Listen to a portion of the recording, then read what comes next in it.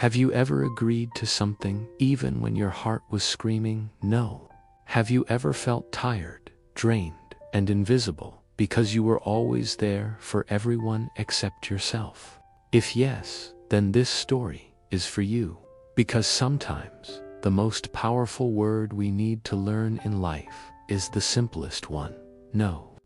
In a quiet town where mornings smelled of fresh tea and evenings were filled with slow walks and calm conversations, lived a man named Ethan.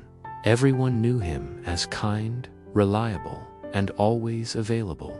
If a coworker needed help, they went to Ethan. If a neighbor needed a favor, they called Ethan.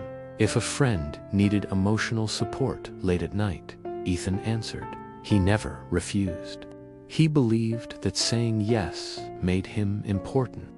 He believed that helping others would make people stay in his life. But slowly, without realizing it, Ethan began to disappear from his own life. He stopped exercising. He stopped reading the books he loved. He slept less, smiled less, and felt more tired each day. His schedule was full, but his heart felt empty. Every night, Ethan lay awake, staring at the ceiling, feeling exhausted in a way sleep could not fix. One evening, after another long day, Ethan sat quietly at his table. His phone buzzed again. Another message, another request. He looked at the screen and whispered, "Why does everyone need me? But no one ever asks how I am." The next morning, confused and emotionally drained, Ethan went to visit Mr. Lewis, an old family friend who lived near the edge of town. Mr. Lewis was a retired teacher known for his wisdom and calm presence. As they sat together, Ethan finally spoke. "I help everyone," he said. "I give my time, my energy, my peace, but I feel invisible. I feel used. What am I doing wrong?" Mr. Lewis didn't answer immediately. He poured tea slowly and pointed to a candle burning on the table. "What happens," he asked, "when a candle burns for everyone but is never protected?" Ethan thought for a moment. "It melts and disappears." Mr. Lewis nodded. "That is what's happening to you." Ethan lowered his head. "But isn't helping others the right thing to do?" he asked quietly. "Yes," Mr. Lewis replied. "But helping others should not mean abandoning yourself." He leaned closer and said something that changed Ethan's life. "Kindness without boundaries becomes self-destruction."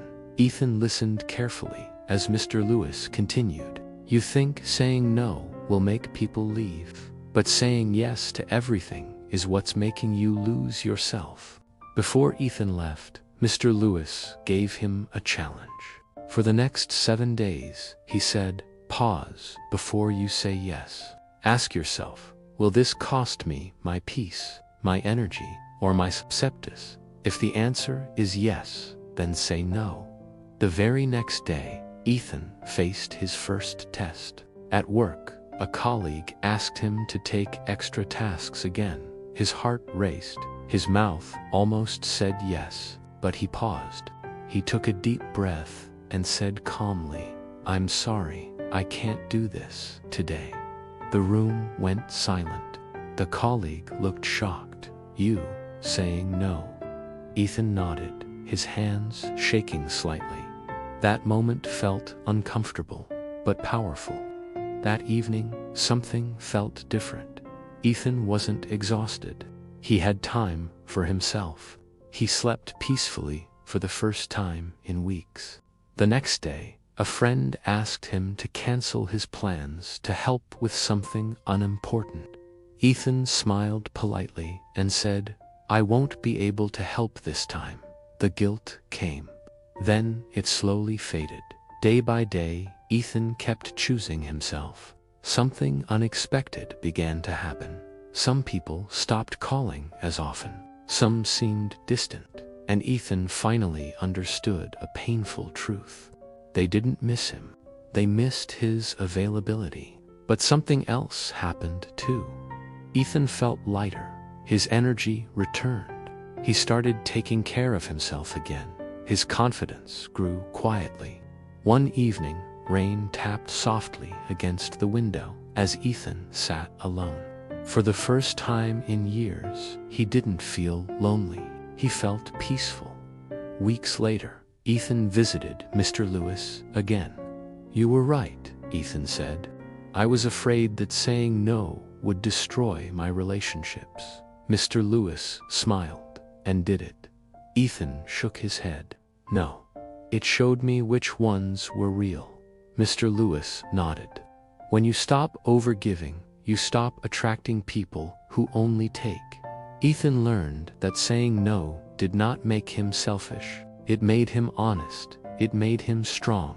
It made him free. So now, let me ask you, how many times have you said yes while hurting inside? How many times have you chosen others while abandoning yourself? Remember this: saying no does not mean you are rude. It does not mean you are unkind. It means you respect your time, your energy, and your life. Because the moment you start saying no to what drains you, you finally say yes to what heals you. And that is the true power of saying no.